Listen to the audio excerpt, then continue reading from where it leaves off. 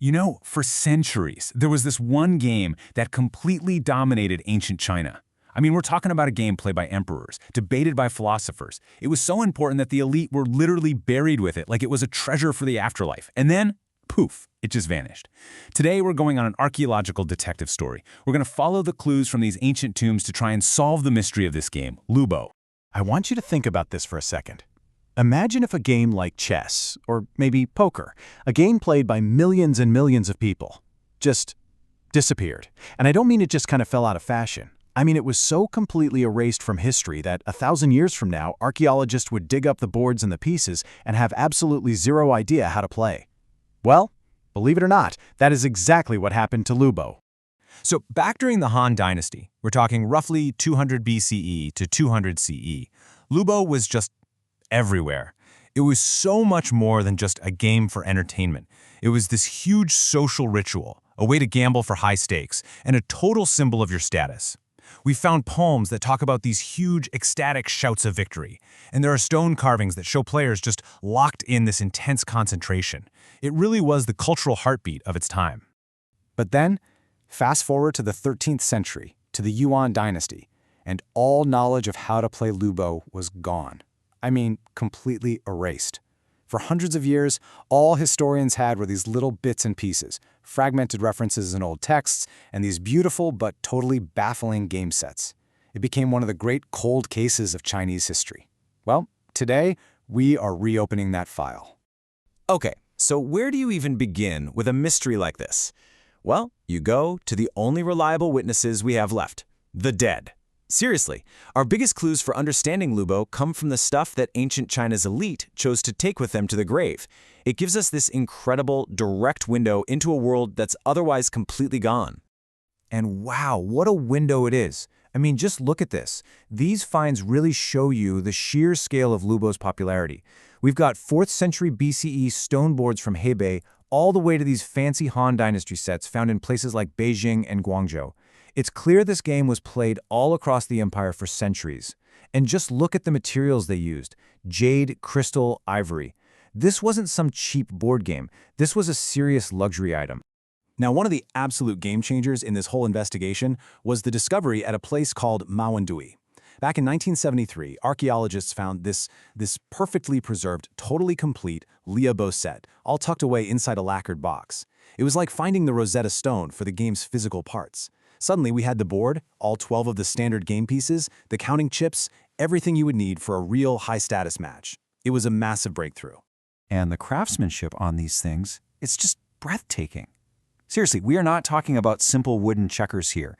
One set that was found in Beijing had ivory pieces for one player engraved with these amazing tigers, and the other player's pieces had dragons. It's just this incredible fusion of art and gameplay, putting all this ancient symbolism right there into the match itself. So cool. You know, the hunt for these artifacts isn't just some quiet academic thing. It can be incredibly high stakes. Get this, in a 2,300-year-old tomb in Qingzhou, archaeologists found that it had been massively looted. But down in one of the tunnels the thieves had dug, they found a skeleton. It's widely thought to be one of the looters who actually died during the heist. And guess what the looters missed? The broken pieces of a Liubo set. It just goes to show you how insanely valuable these things were, both back then and today. Okay, so at this point, we've got the game boards and we've got the fancy pieces. But the biggest mystery of all was still out there. How in the world was this game actually played?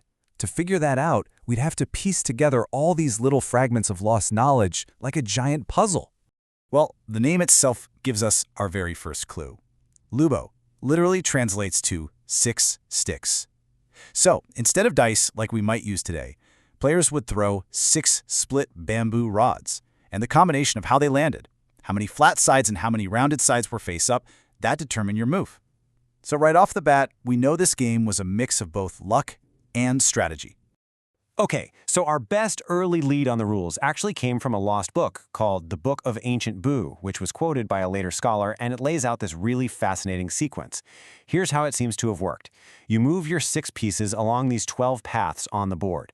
If you land on a specific spot, your piece gets promoted and becomes an owl. Now, only an owl could go into the central area of the board, which was called the water, to capture a fish.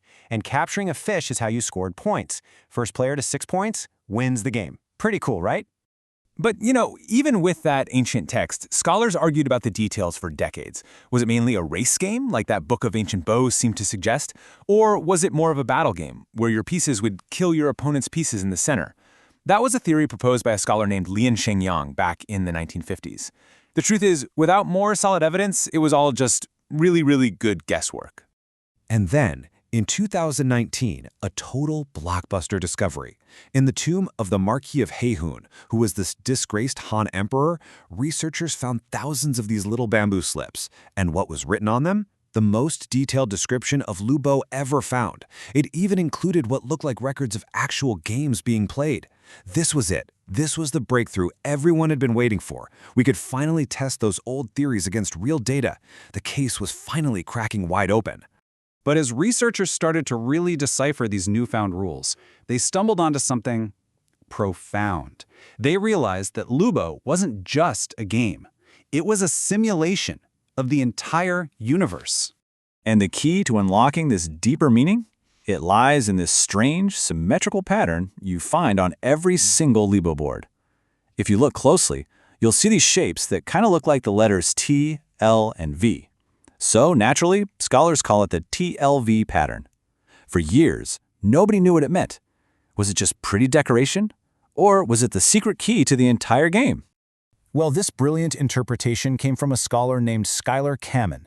He was the one who realized the board was actually a map of the ancient Chinese cosmos. That central square, that's Earth, the Middle Kingdom. The T-shapes, those are the gates to the outside world. The L-shapes represent the wild marshes way out at the ends of the Earth. And the V-shapes, they help mark the 4 cardinal directions. The entire game board was a diagram of reality itself. So when you think about it that way, playing Liubo becomes this deeply spiritual act. The act of throwing the 6 sticks. Remember, they had flat broken sides for yin and rounded solid sides for yang. That directly mirrors the ancient divination practices of the I Ching, or the Book of Changes. So each throw of the sticks wasn't just about getting a random number to move your piece, it was seen as a reading of divine will, a little glimpse into the cosmic forces of yin and yang that were believed to govern the entire universe. Which of course brings us to our final, and maybe biggest, question. If this game was so incredibly popular, so beautiful, and so spiritually important, why on earth did it just disappear? Well, to solve this final piece of the puzzle, we need to look at the competition. You see, Liubo wasn't the only game in town. Other games were starting to rise up and challenge it. You had Weishi, a game of pure strategy, Shuanglu, which was a kind of backgammon-like race game from India, and of course, Xiangqi, which you might know as Chinese chess. The whole cultural landscape of games was changing. And the prime suspect in the death of Liubo? It's Weiqi, the game you probably know today as Go. For a long time, philosophers like Confucius had been criticizing Liubo because it was tied to gambling and luck. But Weiqi, that was a game of pure skill. There's no roll of the dice, no lucky throw of the sticks. It was seen as a pure test of your intellect, almost like a simulation of military strategy. And because of that, it slowly but surely became the prestigious game of choice for the educated elite. And the decline was slow, but it was decisive. Liubo hit its peak during the Han Dynasty. But by the time you get to the Tang Dynasty, any mention of it is already becoming rare.